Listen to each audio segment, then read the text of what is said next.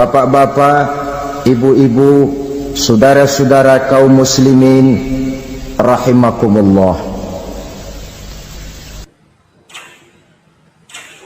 Di dalam kehidupan kita sebagai seorang muslim, minimal 5 kali dalam sehari semalam kita mendengar seruan untuk mendirikan solat yang disebut azan. Ada kalimat menarik di dalam kalimat azan itu, yakni seruan hayya 'alal falah, marilah menuju kepada keberuntungan, marilah meraih kemenangan. Seruan ini adalah kecenderungan dari setiap manusia, apapun warna kulitnya. Artinya, setiap orang dalam hidup selalu ingin meraih dan mencari kemenangan. Kemenangan akan melahirkan kepuasan batin, dan kepuasan batin memberikan kebahagiaan.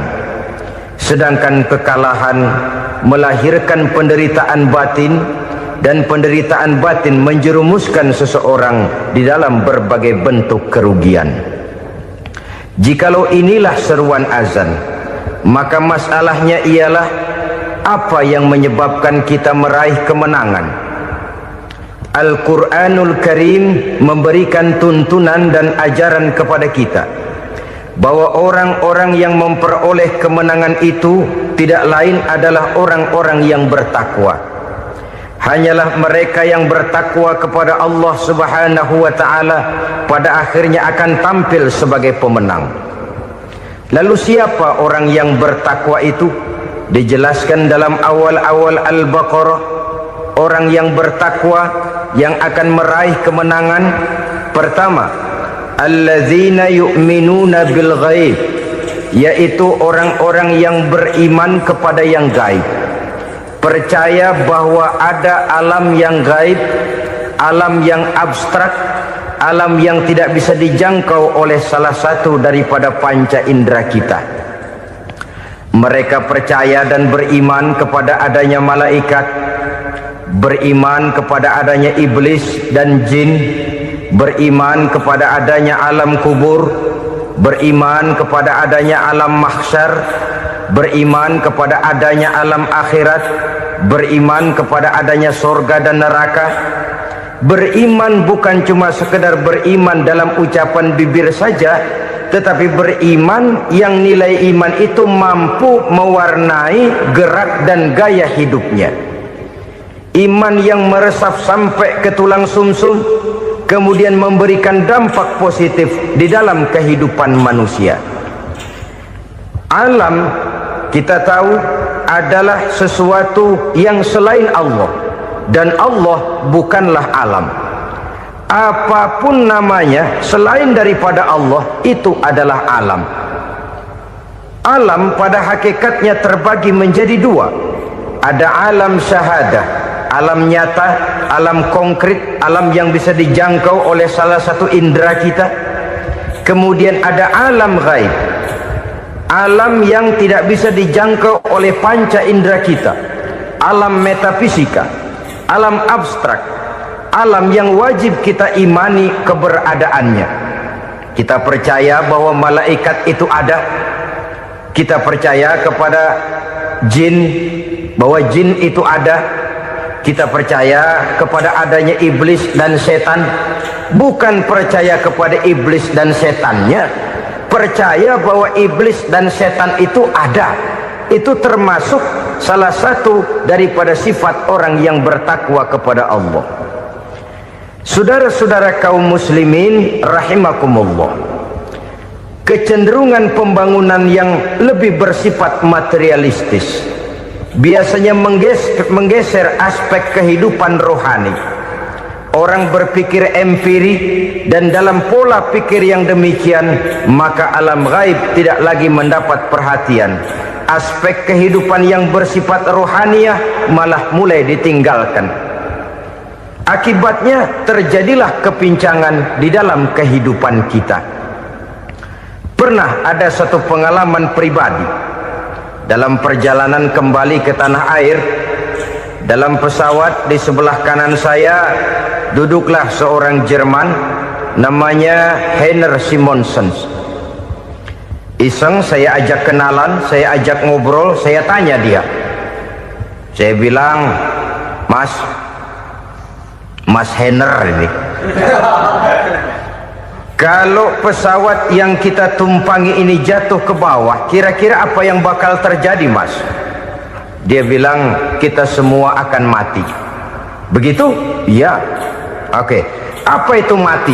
Tanya saya. Dia bilang, untuk tahu apa itu mati, kita harus tahu lebih dahulu apa itu hidup. Saya pikir nih bule bisa ngomong juga. Baiklah, kata saya. Apa hidup menurut Anda itu? Oh, hidup itu dia bilang, kalau seluruh anggota badan kita bekerja secara normal, paru-paru memompa darah secara normal, jantung berdetak secara normal, sel-sel tubuh bekerja secara fit, dan organisme tubuh hanya mau bekerja secara normal, dia bilang, kalau kita memberi makan yang cukup, menu yang teratur, dan gizi yang lengkap. Saya bilang, kesimpulannya apa, Ner? Dia jawab, hidup adalah dari tangan ke mulut. Life is from the hand to the mouth, kata dia. Hidup adalah dari tangan ke mulut. Jadi masalah hidup tidak lebih daripada masalah isi perut. Orang pergi pagi, pulang sore, peras keringat, banting tulang, perut yang dibelain. Saya bilang, you are wrong. Sampean salah, Ner. Kamu orang Islam bukan? Bukan. Pantas. Kenapa saya salah? Dia bilang, ya jelas salah. Salahnya di mana? Kamu ini manusia. Kalau hidup cuma dari tangan ke mulut, saya bilang, kambing di kampung saya juga begitu pikirannya, Ner. Itu kambing di kampung saya, asal perutnya kenyang, sudah hidup dia. Perkara besok bagaimana, lusa prospeknya macam mana, bulan depan ada apa, kambing nggak pernah mikir. Di kampung saya kambing juga pikirannya begitu. Kamu Kristen ya? Tadinya. Loh kok tadinya, lalu apa sekarang kamu ini? Dia bilang, sekarang saya netral. Saya tidak beragama, tapi saya percaya kepada Tuhan sebagai pencipta alam. Saya ingat benar dia bilang, I haven't any religious, but I believe to God as the creator of the world. Kenapa bisa netral begitu, Ner? Habis saya bingung, katanya. Islam bilang Islam baik, Kristen bilang Kristen baik, Hindu Buddha bilang Hindu Buddha baik, semua agama baik. Saya netral sekalian, nggak beragama. Yang penting saya percaya kepada Tuhan. Saya bilang, Ner, kamu ini kayak orang mau beli celana, lalu bingung. Yang satu bilang Levi's bagus, yang satu bilang Blue Jean hebat, yang satu bilang Wool England hebat. Celana ini hebat, celana itu bagus, celana ini hebat, semua celana bagus, kamu bingung. Akhirnya netral, tidak pakai celana. Itu juga salah. Saya pikir-pikir, kemudian saya melihat bahwa dua pola berpikir Heiner ini nampaknya sudah mulai menggejala di lingkungan masyarakat bangsa kita. Disadari atau tidak, secara jujur kita harus berkata, dua pola pemikiran Heiner ini mulai berkembang di tengah masyarakat bangsa kita. Pertama, pola pikir materialisme. Hidup adalah dari tangan ke mulut. Masalah hidup tidak lebih masalah isi perut. Itu yang perlu dibela, dan disitulah arti kehidupan. Pergi pagi, pulang sore, peras keringat, banting tulang untuk mempertahankan perut. Kalau sudah kemari cara orang berpikir, maka buat apa percaya kepada yang gaib?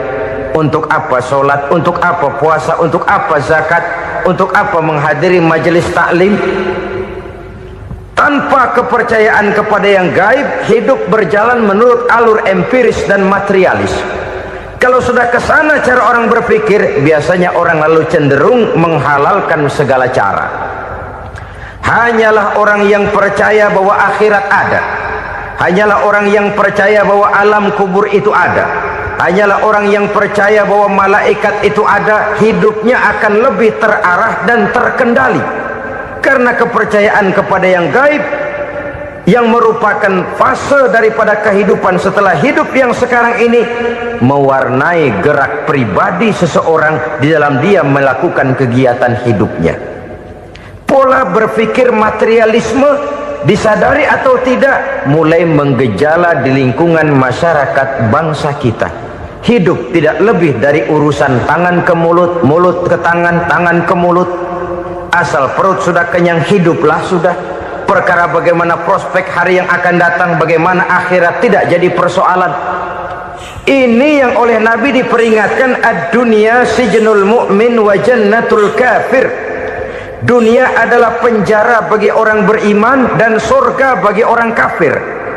Dulu di zaman Belanda hadis ini pernah disalah tafsirkan, disalah artikan, digunakan sebagai senjata untuk mengkebiri dan membuat impoten umat Islam.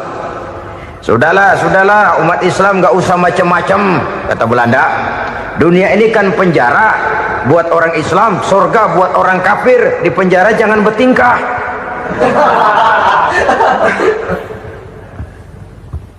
Pengertiannya tidak begitu. Dunia adalah penjara bagi orang mukmin. Artinya dalam kehidupan dunia seorang mukmin tidak bebas memperturutkan hawa nafsunya. Dipenjara hawa nafsunya. Sebaliknya surga bagi orang-orang kafir. Buat orang kafir surgalah dunia ini. Mereka bebas memperturutkan hawa nafsunya, dilarang tidak terlarang, dicegah pun tidak tercegah. Mereka hidup menurut alur bisikan nafsu mereka sendiri. Kemudian bila ajal datang, maut merenggut nyawa, selesailah surganya sampai di situ. Maka bagi orang-orang yang tidak percaya kepada adanya akhirat, kepada adanya alam gaib, surganya sebatas umurnya. Sekali lagi, surganya sebatas umurnya. Bila umur selesai, ajal pun datang merenggut nyawa, selesailah sudah surganya sampai di situ. Alangkah pendeknya perjalanan orang-orang yang tidak percaya kepada alam gaib ini. Bagi kita mukmin, jikalau kita mampu memenjarakan hawa nafsu, kita bisa bahagia di dunia ini. Dan Islam memang tidak menyuruh kita sengsara di dunia. Raih dunia, kejar dunia, gapai dunia sebagai alat untuk mencapai kebahagiaan di akhirat nanti. Hidup adalah satu perjalanan panjang yang terbentang sejak kita terlahir dari alam rahim sampai kepada alam akhirat nanti. Andai kata kita gagal meraih kebahagiaan di dunia, toh kita masih punya akhirat. Tapi jangan jadi dalil yang melemahkan semangat. Biarin dah kita di dunia kebelangsak, yang penting akhirat. Akhirnya dunia benar-benar kebelangsak. Bagaimana dunia ini bisa kita raih, dan bagaimana meraih dunia untuk menunjang kepentingan akhirat nanti.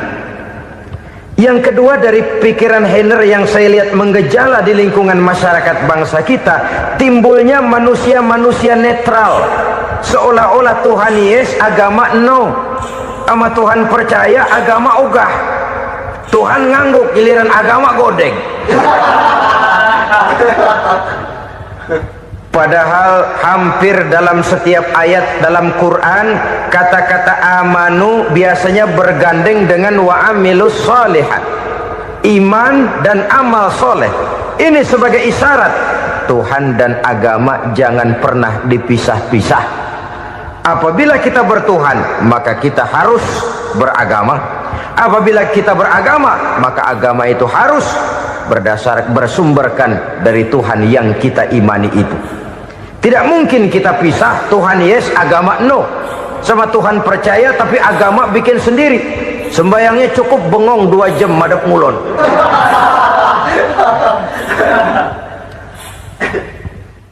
Saudara-saudara kaum muslimin rahimakumullah. Jadi dengan demikian, agama yang kita akui merupakan unsur mutlak di dalam pembangunan sekarang ini, merupakan bagian dari kehidupan yang menuntun kita bahwa di balik alam nyata ini, di balik alam syahadah ini ada alam gaib.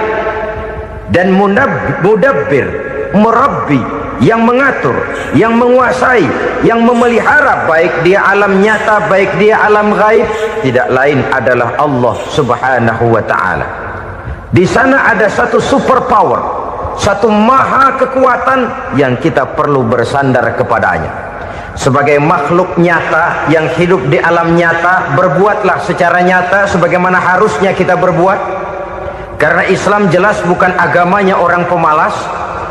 Islam jelas bukan agamanya orang yang mengajarkan setelah selesai sholat boleh duduk, nggelenggem ayam-ayam, ndelohom, menghitung bintang di langit sambil menunggu keajaiban. Tidak. Islam adalah agama yang mengajarkan apabila sholat sudah selesai kamu kerjakan, bertebaranlah di permukaan bumi, cari karunia Tuhanmu. Jangan hidup berpangku tangan menunggu keajaiban, karena hidup bukan undian. Jangan berharap untung besar tanpa mau peras keringat. Tapi di sebalik itu toh kita juga harus yakin bahwa di sisi usaha nyata yang kita lakukan ada satu super power, satu maha kekuatan gaib yang menentukan berhasil dan tidaknya usaha kita. Kepercayaan kepada hal semacam inilah yang mendorong kita untuk mempunyai sandaran vertikal, agar jikalau usaha ini berhasil, kita tidak lupa diri dan lupa daratan. Jikalau usaha ini gagal, kita tidak putus asa dan buruk sangka, tidak cuplik pandangan dan sempit hati, tapi mampu melihat persoalan dengan kacamata putih sambil husnuzon kepada Allah Subhanahu wa ta'ala. Kita percaya malaikat itu ada yang namanya Raqib dan Atid, mengawasi gerak hidup kita sampai kepada gerak hati kita. Ini memberikan sugesti agar kita berhati-hati, tidak sejengkal tanah pun kita bisa berlindung dari pengawasan Raqib dan Atid. Ada Munkar Nakir yang akan menyoal kita di alam kubur. Ada malaikat Malik, penjaga neraka. Ada malaikat Ridwan yang menjaga surga. Kita percaya kepada adanya jin, kita percaya kepada adanya setan, iblis. Percaya kepada adanya, bukan mempercayai si setan, si iblis lalu menjadikannya sebagai teman. Tidak. Percaya bahwa mereka itu ada dan merupakan makhluk Allah yang gaib, yang diciptakan Allah Azza wa Jalla. Kepercayaan kepada alam gaib memberikan motivasi terhadap gerak lahir manusia, sehingga dengan motivasi kepercayaan kepada yang gaib, gerak lahir jadi lebih terarah, jadi lebih terpelihara. Pernah seseorang bertanya, "Pak, apakah adanya akhirat bisa dibuktikan secara ilmiah?" Saya bilang tidak bisa, tidak bisa. Kenapa? Karena yang berangkat nggak pernah pulang kembali lagi. Kalau dia pulang kemari bisa kita tanya bagaimana enak di sono. Cuma secara moral saya katakan, lebih beruntung orang yang percaya kepada akhirat daripada yang tidak. Sekarang saudara percaya akhirat ada, lalu saudara baik-baik di dunia, sholat, puasa, zakat, menolong orang lain, menebarkan kebajikan. Saudara mati, andai kata akhirat tidak ada, toh dalam hidup saudara sudah berbuat baik, paling tidak nama saudara akan dikenang sebagai orang baik. Sebaliknya, saudara percaya, kata saya, bahwa akhirat tidak ada, lalu hidup semau-maunya, tenggelam dalam maksiat dan munkarat, menentang Allah, tidak mau ruku dan sujud, lalu saudara mati, kemudian akhirat ada, ayo mau apa? Bekal tidak punya. Jadi secara moral lebih beruntung orang yang percaya kepada adanya akhirat daripada yang tidak percaya. Dan itu alam gaib yang tidak bisa dibuktikan secara eksakt. Jangankan untuk membuktikan seperti itu, dalam kehidupan sehari-hari saja yang kita rasakan tidak selalu berbentuk toh. Angin, bagaimana sih bentuknya angin? Kita tidak tahu. Merah, artinya kalau dikerok merah. Yang merah itu kulit, yang kulit kita bukan anginnya. Sakit, rasa sakit itu ada, tapi bagaimana bentuk sakit kita nggak pernah tahu. Kalau kita makan cabai pedas, bagaimana bentuk pedas itu tidak ada, tapi rasa ada. Bentuk pedas hijau, cabenya bukan pedasnya. Tidak semua yang kita rasakan bisa kita gambarkan dalam bentuk yang konkret. Oleh karena itu, sekali lagi bahwa kepercayaan kepada alam yang gaib mampu memberikan satu sugesti yang menata kehidupan seseorang lebih lurus, lebih terarah, dan lebih terkendali. Maka wajar kalau kepercayaan kepada yang gaib mengantarkan seseorang untuk meraih kemenangan. Kenapa? Dia percaya kepada yang gaib, bahwa akhirat ada, bahwa alam kubur ada, bahwa pertanggungan jawab itu ada. Maka dia lalu tidak hidup saenae udele dewe, gitu loh. Tidak hidup menurut seleranya sendiri, terarah, teratur. Ini cirinya yang pertama. Orang bertakwa yang akan meraih kemenangan, mereka beriman, mereka percaya kepada yang gaib. Bahkan hal-hal konkret saja selalu berangkat dari yang gaib. Saudara-saudara, para remaja, para pemuda sekarang ini tidak pernah tahu toh siapa yang akan jadi teman hidup saudara. Kita bisa saja ngerancang, mentargetkan, tapi toh akhirnya yang namanya jodoh bukan kekuasaan kita. Rezeki di luar kemampuan kita. Begitu juga ajal, maut, jodoh, ajal adalah contoh-contoh konkret bahwa pada akhirnya yang gaiblah yang menentukan. Bertahun-tahun ngelancong, emang jodoh seret nggak jadi.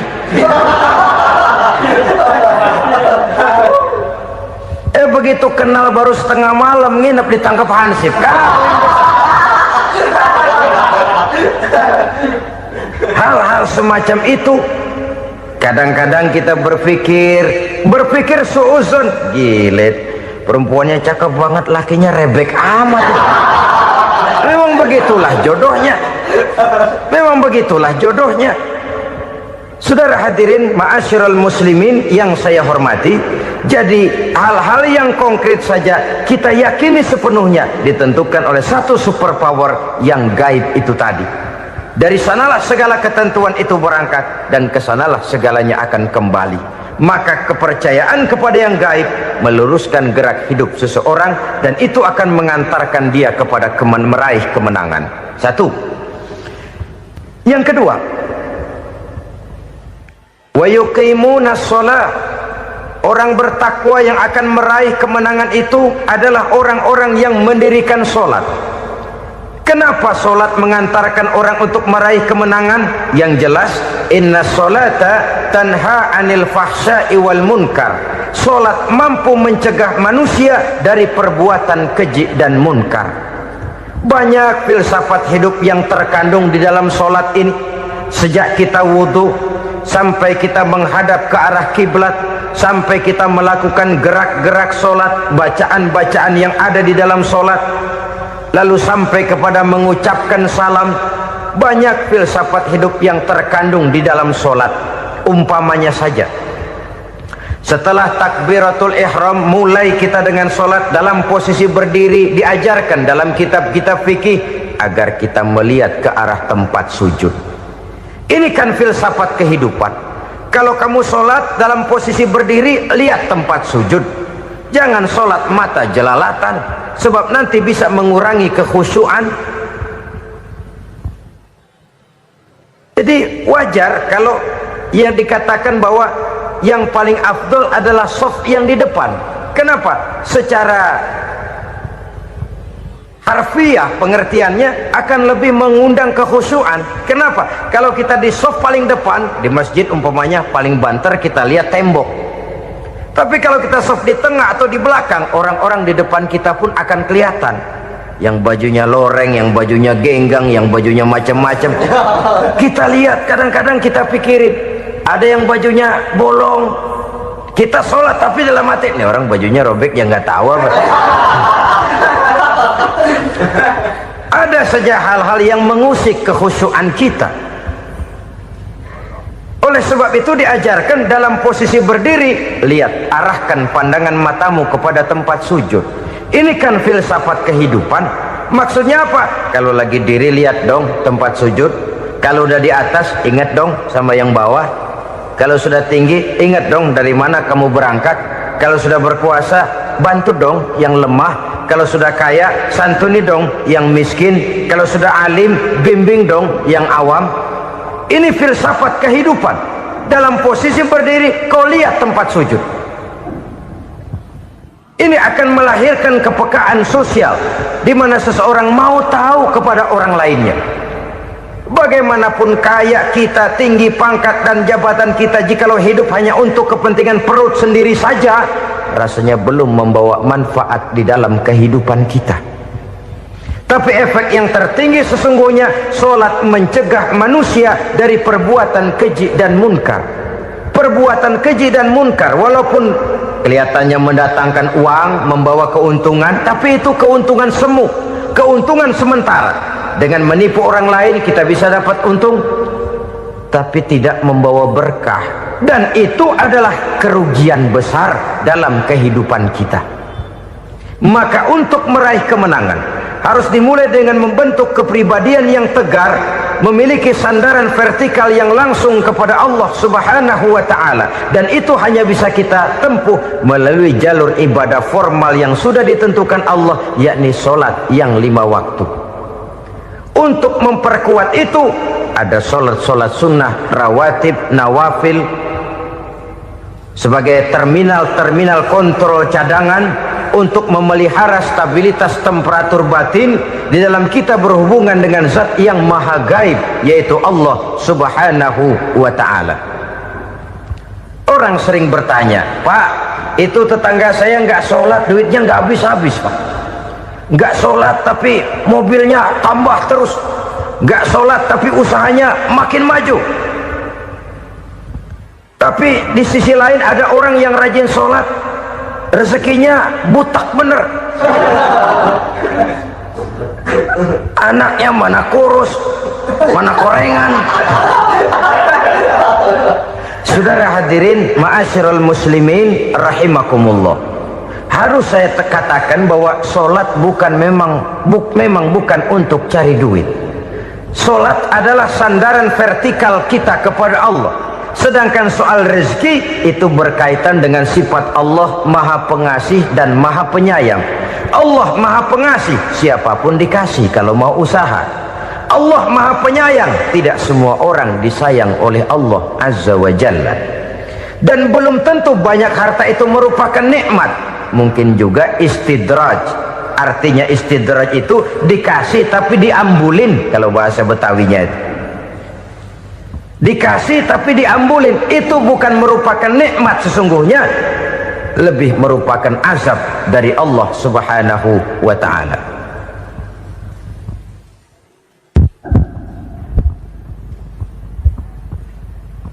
Agama mempunyai sistem solat, dan kita umat Islam telah dituntun oleh Allah Subhanahu wa ta'ala yang wajibnya 5 kali dalam sehari semalam mendirikan solat, dan itu tentu berada dalam jangkauan kemampuan manusia. Pada awalnya barangkali kita memang merasa solat itu satu kewajiban, tapi semakin kita hayati makna, manfaat dan filsafat yang terkandung di dalam ajaran solat, semakin sampai kita kepada keyakinan bahwa solat adalah keperluan kita. Sehingga pada waktu tertentu dinilai puncaknya, kita tidak lagi akan berkata saya wajib sholat, tapi kita akan berkata saya perlu sholat. Kalau kita sudah merasakan itu adalah keperluan kita, nah di sanalah kita baru akan merasakan ruginya kalau hal itu tidak kita laksanakan.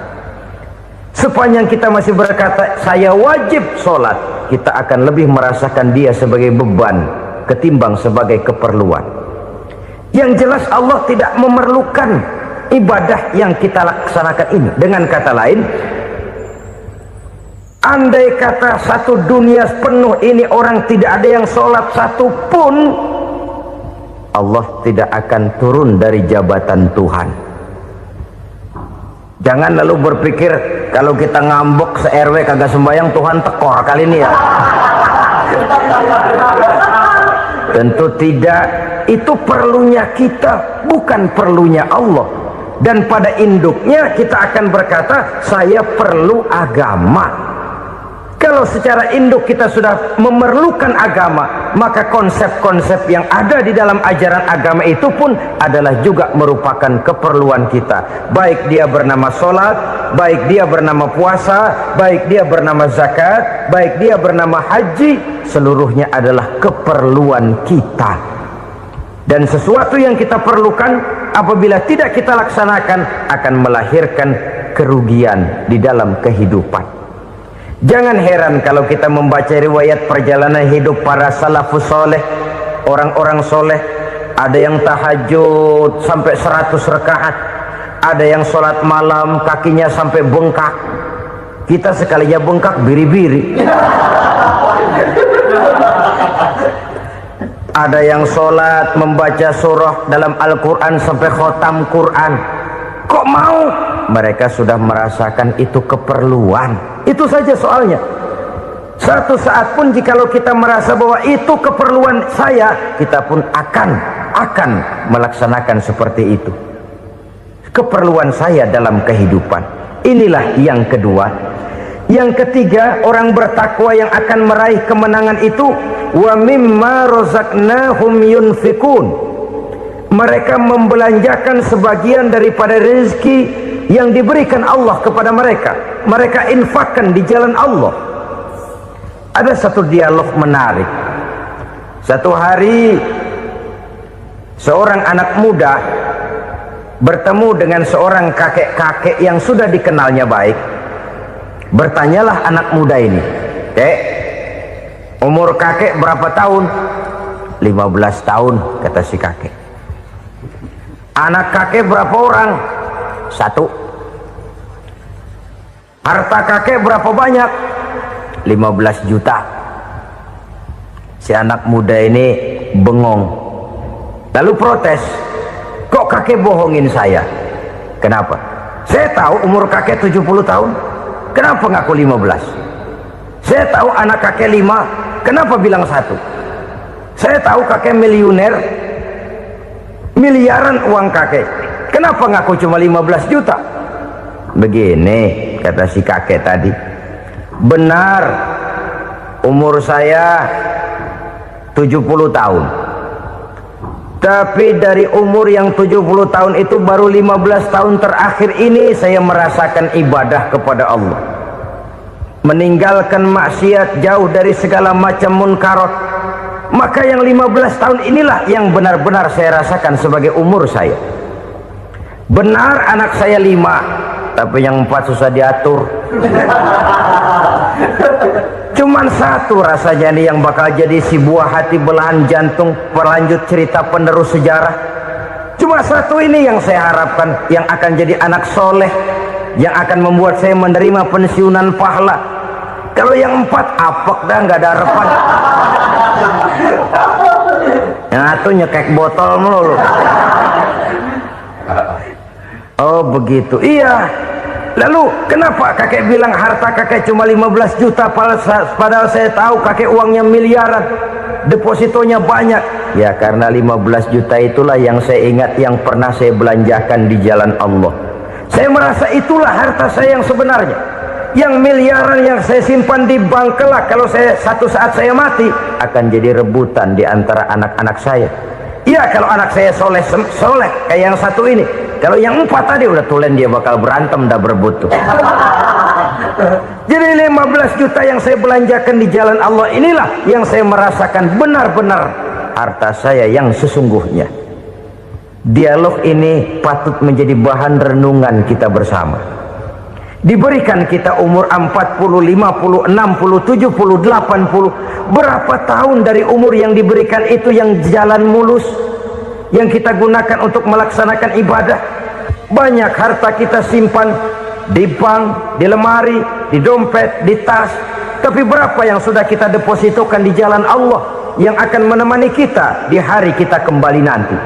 Maka orang bertakwa yang akan meraih kemenangan, wa mimma razaqnahum yunfikun, mereka membelanjakan sebagian dari rezeki yang diberikan Allah di jalan Allah subhanahu wa ta'ala.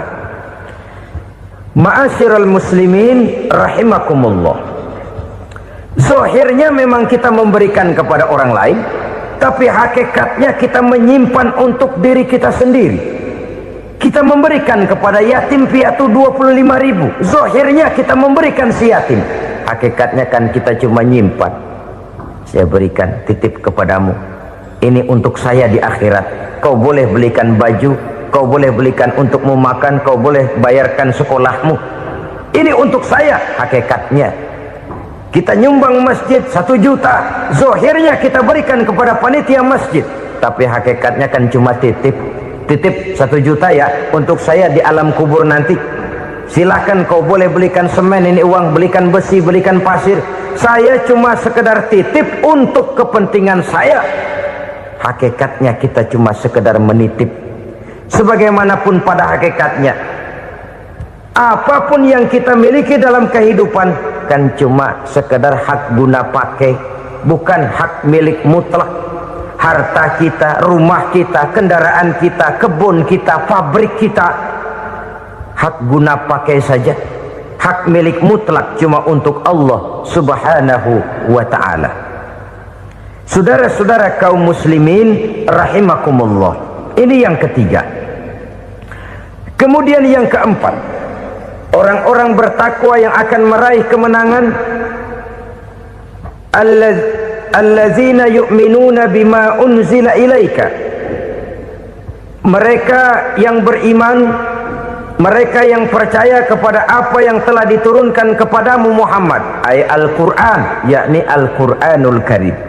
Setelah percaya kepada yang gaib, mendirikan solat, kemudian menginfakkan sebagian dari rezeki yang diberikan Allah, mereka juga lalu percaya kepada yang diturunkan terhadap Nabi, yaitu tidak lain Al-Quranul Karim. Sekali lagi di sini, percaya bukan hanya sekedar percaya saja, tetapi percaya lalu menjadikan Al-Quran itu sebagai pedoman hidup. Sebab memang Al-Quran itu adalah GBHM, garis-garis besar haluan muslim. Apa yang harus kita lakukan, apa yang harus tidak kita lakukan, bagaimana mestinya kita bertingkah laku dan berbuat, seluruhnya tercantum di dalam Al-Quranul Karim. Itu sebabnya ketika satu hari Aisyah ditanya bagaimana akhlak Rasul, beliau menjawab, kana Rasulullah sallallahu alaihi wasallam khuluquhul Quran. Akhlak daripada Rasulullah tidak lain adalah Al-Quran. Jawaban simpel ini memberikan gambaran bahwa keseluruhan daripada konsepsi Quran sudah diterjemahkan dalam kehidupan Rasulullah sallallahu alaihi wasallam. Karena kita tahu akhlak adalah keseluruhan dari gerak hidup manusia, sejak ia berpribadi, berumah tangga, bertetangga, bermasyarakat, sampai kepada berbangsa dan bernegara. Al-Quran tetap memberikan sentuhan nilainya. Oleh karenanya, orang-orang yang bertakwa adalah orang-orang yang menjadikan Al-Quran sebagai pedoman dalam kehidupannya. Dan kita yakini Al-Quran diturunkan kepada Nabi Muhammad, bukan merupakan produk Nabi Muhammad. Isi dan redaksinya langsung dari Allah subhanahu wa ta'ala.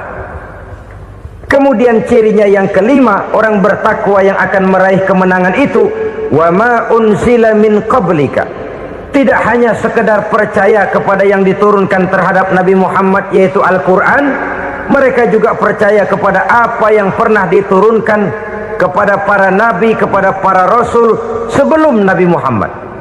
Percaya kepada adanya suhuf, percaya kepada adanya Taurat, percaya kepada adanya Injil, percaya bahwa Allah dahulunya sudah menurunkan Taurat kepada Musa, percaya bahwa Allah sudah menurunkan Injil kepada Isa, percaya Injil ada, Taurat ada, diturunkan Allah untuk Isa dan Musa, tetapi tidak wajib mengamalkannya karena kita sudah diberikan Al-Quranul Karim.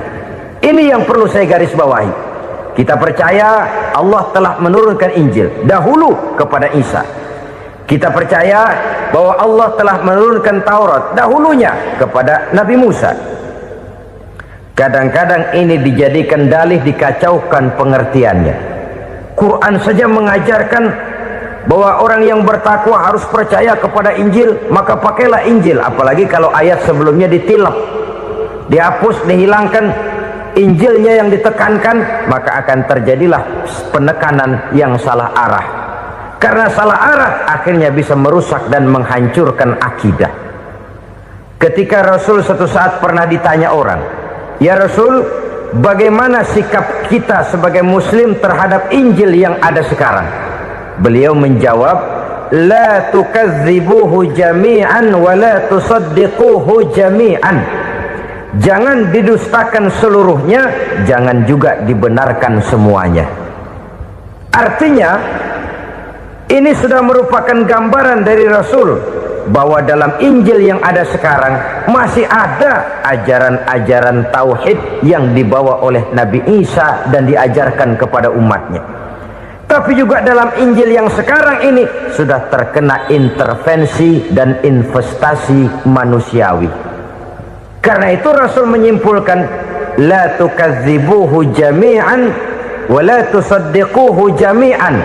Jangan didustakan semua, jangan dibenarkan seluruhnya. Kita memang percaya Allah telah menurunkan Injil kepada Nabi Isa dulu, tapi kita tidak wajib mengamalkan Injil. Kita percaya Allah telah menurunkan Taurat kepada Nabi Musa, tapi kita tidak wajib mengamalkan kitab ajaran Taurat. Yang wajib kita percayai dan kita amalkan hanyalah Al-Quranul Karim. Kenapa? Oleh karena baik yang ada di dalam Taurat, baik yang ada di dalam Injil, tentu tercakup di dalam Al-Quran sebagai kitab terakhir yang diturunkan oleh Allah Subhanahu wa Ta'ala. Dan itu wajar. Kalau seorang pejabat mau mengeluarkan satu keputusan baru, tentu dia harus meninjau keputusan-keputusan lama. Andai kata dianggap tidak berlaku, dianggap tidak relevan lagi, maka keputusan-keputusan lama itu tentu sudah dianggap tidak berlaku. Sebagian daripada aturan-aturan dalam keputusan lama yang masih dianggap relevan tercantum dalam keputusan baru yang wajib diamalkan. Begitulah hubungannya antara Al-Quran, Taurat, Zabur, dan Injil. 4 kitab samawi yang diturunkan Allah masing-masing kepada Zabur untuk Nabi Daud, Taurat untuk Nabi Musa, dan Injil untuk Nabi Isa alaihi wassalatu wassalam. Ketiga-tiga kitab itu kita percayai adanya. Kita yakini Allah telah menurunkan Zabur, Taurat, dan Injil, tapi kita tidak wajib mengamalkannya. Yang wajib kita mengamalkannya sekarang ini tidak lain hanyalah Al-Quranul Karim saja, karena ia mencakup apa yang ada di dalam Zabur, apa yang ada di dalam Taurat, dan apa yang ada di dalam Injil. Keotentikannya bisa dipertanggungjawabkan. Ya, tapi kan Nabi Muhammad sudah mati 14 abad yang lalu, dan di zaman beliau Al-Quran kan belum dikodifikasikan, belum ditulis. Bagaimana keotentikannya bisa dipertanggungjawabkan? Mudah saja. Allah berjanji, "Inna nahnu nazzalna dzikra wa inna lahu lahafizun." Kami yang menurunkan Al-Quran dan kami yang akan menjaga dan memeliharanya. Allah turunkan Quran, Allah menjaganya. Bagaimana cara Allah menjaga Al-Quran itu? Banyaknya orang-orang yang hafaz Al-Quran. Hafaz Al-Quran 30 juz, 114 surah, 6.666 ayat. Sehingga jangankan satu kata, jangankan satu ayat, satu kalimat saja berubah sudah akan timbul reaksi dan mudah dimengerti. Kenapa? Banyak orang-orang yang hafaz Al-Quran. Sedangkan pada setiap akhir tahun biasanya malaikat Jibril selalu mengadakan checking terhadap ayat-ayat yang diturunkan pada waktu itu. Di zaman Nabi sendiri sudah ada usaha kodifikasi. Dan yang lebih luar biasa lagi, sampai hari ini tidak seorang pun mampu membuat satu ayat saja semacam Al-Quran. Ke bahasa manapun dia diterjemahkan, naskah aslinya tetap ikut, rujukan dasarnya tetap ada. Berdasarkan itu, maka tidak mungkin terjadi penyelewengan terhadap atau pemalsuan terhadap ayat-ayat Al-Quranul Karim. Kesuciannya, keotentikannya, kemurniannya bisa dipertanggungjawabkan. Ma'asyiral muslimin rahimakumullah. Oleh karenanya, konsepsi dasar daripada ajaran Islam ini memang tidak lain adalah Al-Quran dan Sunnah. Isi daripada agama Islam yang merupakan iman, Islam dan ihsan, konsepsi dasarnya tidak lain adalah Al-Quran dan Sunnah Rasulullah Sallallahu Alaihi Wasallam. Maka yang kita perlukan sekarang ini adalah terjemahan Al-Quran di dalam kehidupan kita. Dengan demikian, maka gaya kehidupan yang lebih Qurani itulah yang kita dambakan. Kita perlu memang terjemahan Quran dalam bahasa Inggris, dalam bahasa Belanda, dalam bahasa Jepang, tapi yang lebih kita perlukan adalah terjemahan Quran di dalam kehidupan kita. Konsekuen, tidak memanipulasi, ringan sama kita jinjing, berat sama kita pikul. Jangan kalau lempengan ayat Quran tuh kira-kira enak diamalin, keras teriakan kita. Giliran kira-kira ayat Quran itu mukul kepala kita sendiri, diam kita. Itu ciri yang pernah disindir Allah dalam awal-awal Baqarah juga itu. Ciri beragamanya orang yang munafik. Kullama adha'a lahum masyawfih, kata Allah. Wa iza azlama alaihim qamu. Apabila terang mereka jalan, apabila gelap mereka berhenti. Artinya, kalau kira-kira di Islam nguntungin, rame-rame pada teriak Islam. Tapi ketika diminta untuk berjuang, ketika dituntut untuk berkorban, rame-rame mengundurkan diri.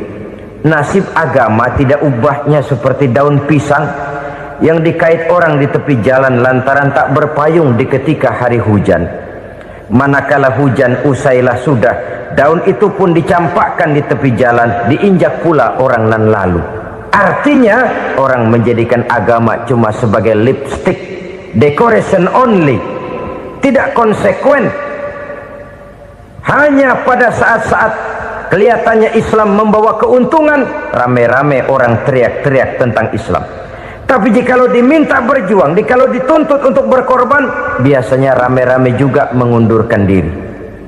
Jangan heran kalau mayoritas hitungan kita, tapi minoritas peranan kita. Kuantitas kita dalam jumlah, tapi dalam kualitas kita lebih sering jadi penonton daripada jadi pemain. Padahal itu sangat tidak boleh terjadi. Umat Islam di Indonesia harus bangkit. Umat Islam di Indonesia harus sadar akan keberadaannya.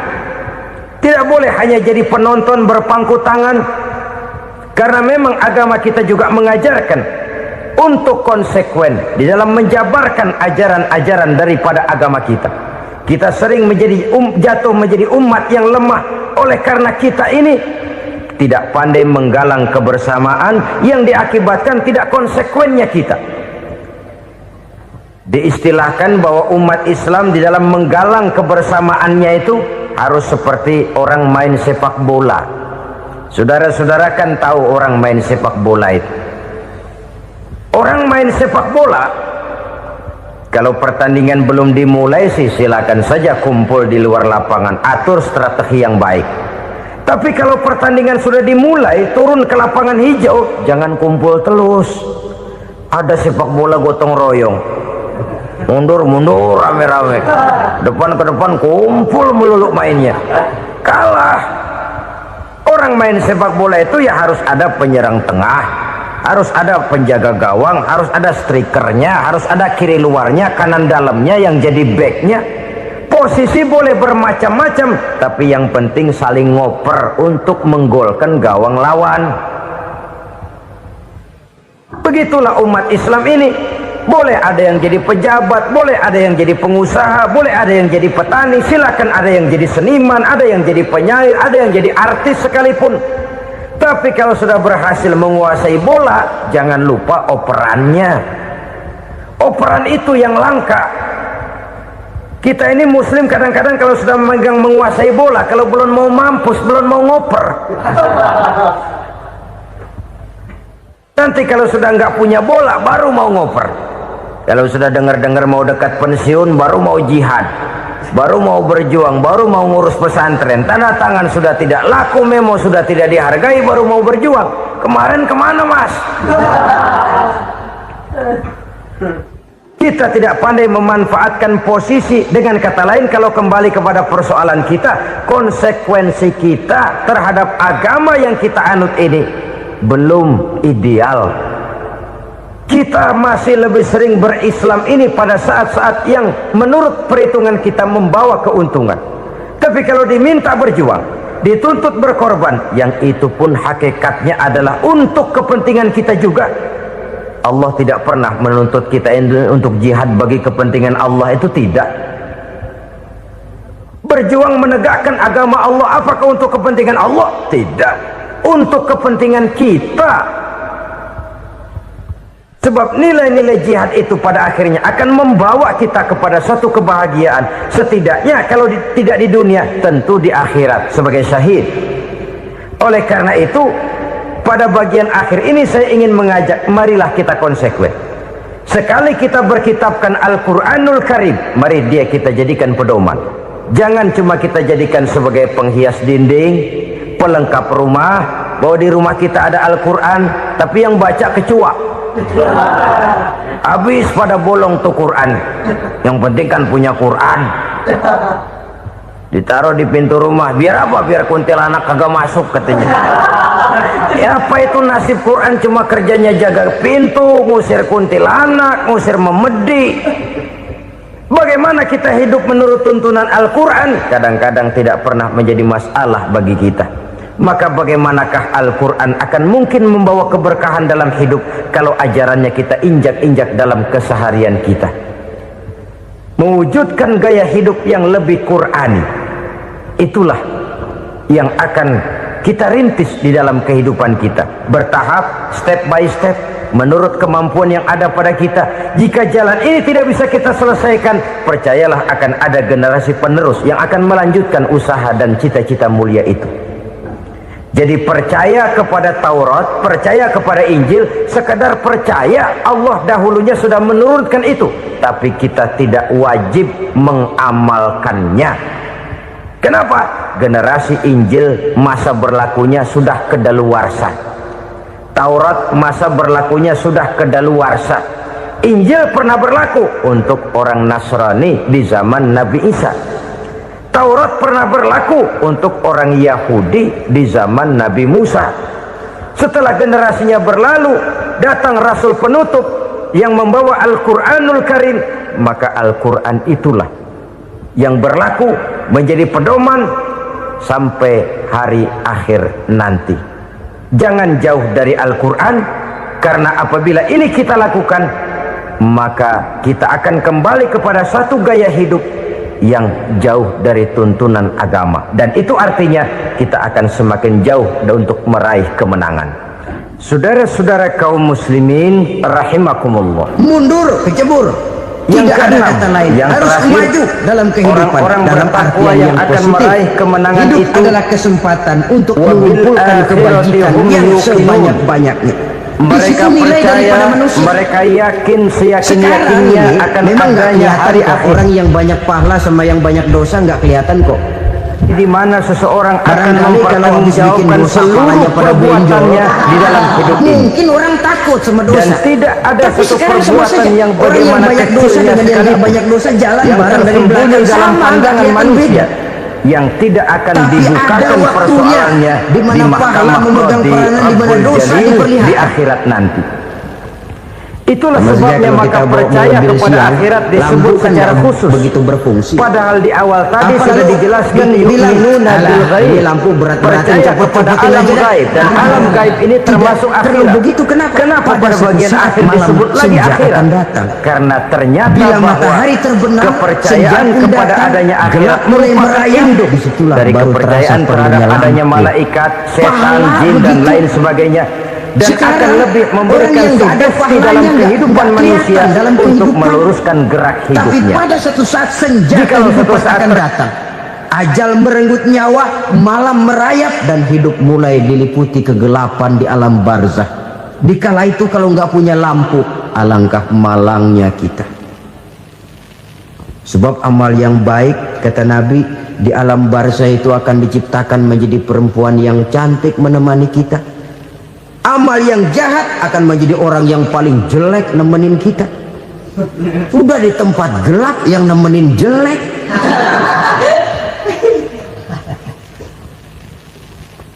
Kaum muslimin rahimakumullah, kalau demikian masalahnya, tergantunglah kita pandai memanfaatkan waktu. Al-waktu kasayf, waktu itu cepat sekali. Yang namanya waktu itu tahu-tahu udah tahun 87, tahu-tahu udah begitu, tahu-tahu yang kemarin anak-anak sekarang udah pada punya anak. Tahu-tahu saja itu, begitu cepat waktu berlalu. Kalau tidaklah pandai kita memanfaatkannya, akan rugi kita. Nabi bersabda, man kana yaumuhu khairun min amsihi fahuwa rabih. Barang siapa yang hari ini lebih baik daripada hari kemarin, itu orang untung. Hari ini lebih baik daripada kemarin, bulan ini lebih baik dari bulan kemarin, tahun ini lebih baik dari tahun kemarin, itu orang yang beruntung. Tahun kemarin sembahyangnya maghrib doang, sekarang udah tambah isya. Tahun kemarin cuman Idul Fitri aja ngancem bener, sekarang udah tambah Jumat, lalu tambah lagi maghrib, tambah lagi isya, dan selanjutnya. Hari ini lebih baik daripada kemarin, itu orang yang beruntung. Wa man kana yaumuhu mislu amsihi fahuwa khasir. Lalu barang siapa yang hari ini sama saja dengan hari kemarin, itu orang rugi. Hari ini sama dengan kemarin, rugi itu. Bulan ini begitu, bulan kemarin begitu, tahun ini begitu, tahun lalu juga begitu. Rugi itu orang. Rugi apa? Rugi umur. Umur tambah, amalan nggak pernah tambah.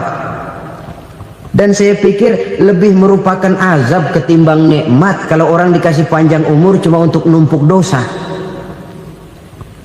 Mending mana? Panjang umur banyak dosa sama pendek umur dikit dosa? Mending mana? Mending mana?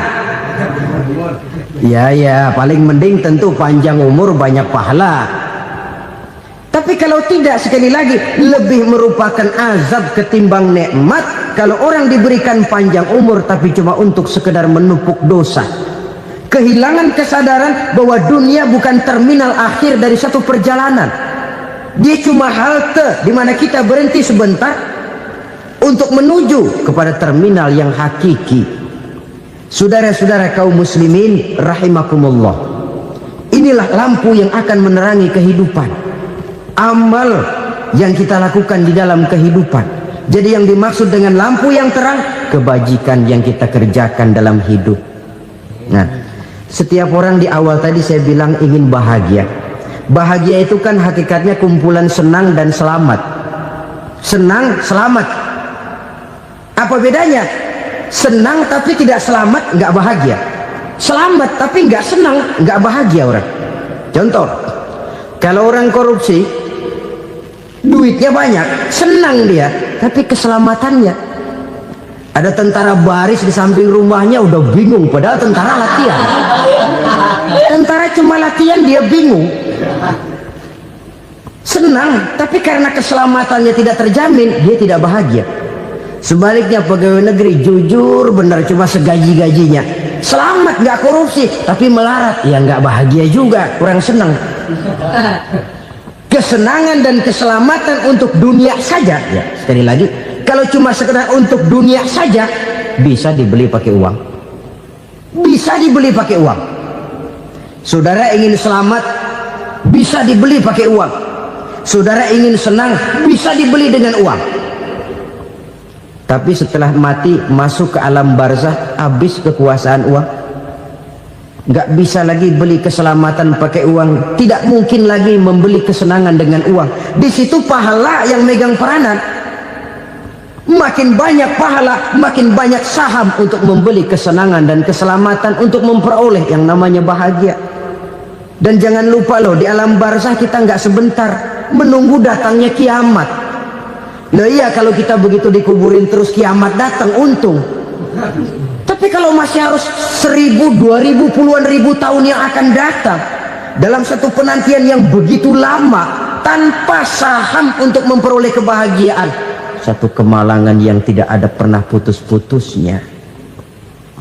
Janganlah tergelincir oleh kebahagiaan sebentar yang menipu dengan mengorbankan kebahagiaan hakiki yang berjangka panjang. Apa artinya senyum sejenak kalau harus ditebus dengan tangis seumur hidup? Biarlah kita minum jamu, pahit memang, getir memang, tapi kan besok badan sehat.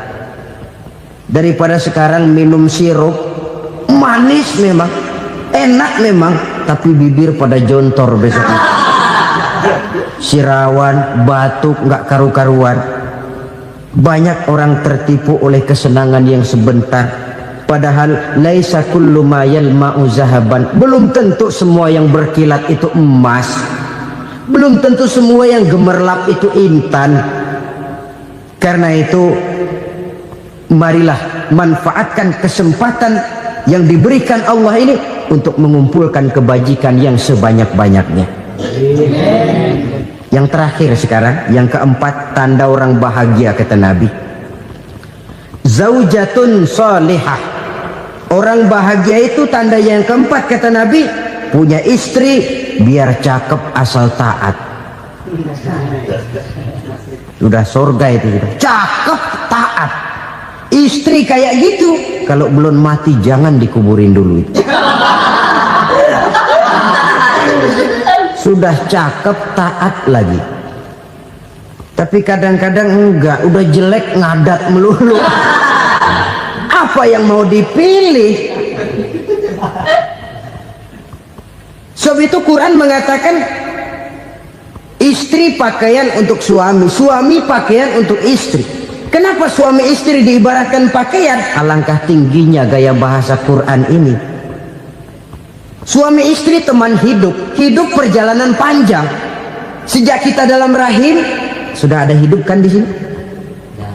Sampai ke alam dunia, masuk ke alam barzah, kumpul di padang mahsyar, sampai menuju akhirat, itu perjalanan hidup. Carilah istri atau suami teman hidup yang membawa manfaat tidak hanya kehidupan di dunia ini, sampai di alam barzah, sampai di padang mahsyar. Suaminya mungkin meninggal lebih dulu, atau istrinya mungkin meninggal lebih dulu, tapi suami atau istri yang masih hidup berbuat kebajikan. Suami saya meninggal, ada hartanya, saya sedekahkan, niat pahala untuk almarhum suami saya. Ini teman hidup. Tidak dibatasi dan tidak bisa dipisahkan oleh maut sekalipun. Zohirnya mungkin pisah, badannya mungkin pisah, tapi hatinya, jiwanya, kebersamaannya dalam menghadapi kehidupan. Karena itu, saudara-saudara, bahasa Quran indah. Suami istri diibaratkan seperti pakaian. Apa fungsi pakaian? Pertama, pakaian jadi kebanggaan. Artinya suami harus menjadi kebanggaan istri, istri harus jadi kebanggaan suami. Yang kedua, pakaian itu kan fungsinya menutup aurat. Artinya sesama suami istri harus saling menjaga kekurangan masing-masing. Jangan malah sesama suami istri saling membongkar rahasia dan aibnya sendiri-sendiri. Istrinya diceritain jeleknya di mana-mana, atau suaminya dibongkar rahasianya di pasar umum. Itu sudah tidak lagi berfungsi sebagai pakaian. Kenapa semua ini diperlukan? Karena kita menyadari bangsa yang baik terdiri dari masyarakat yang baik. Masyarakat yang baik merupakan susunan dari warga yang baik. Warga yang baik adalah terdiri dari rumah tangga yang baik. Dan rumah tangga yang baik merupakan susunan dari pribadi yang baik. Dari situ langkah dimulai. Membangun satu bangsa yang baik diawali dengan membangun rumah tangga yang baik, dengan menciptakan pribadi yang baik. Sehingga dari sini diharapkan berkembanglah nilai-nilai kebaikan. Orang akan bahagia mempunyai istri yang soleh. Kenapa? Tidak ada seorang suami bisa sukses jadi apapun dia, apapun profesinya. Dokterkah, kiaikah, mubalikah, petanikah, pengusahakah, pejabat tinggikah, tidak ada seorang suami yang bisa sukses tanpa peran serta istrinya. Walaupun memang peranan itu tidak begitu kelihatan, tapi sangat menentukan.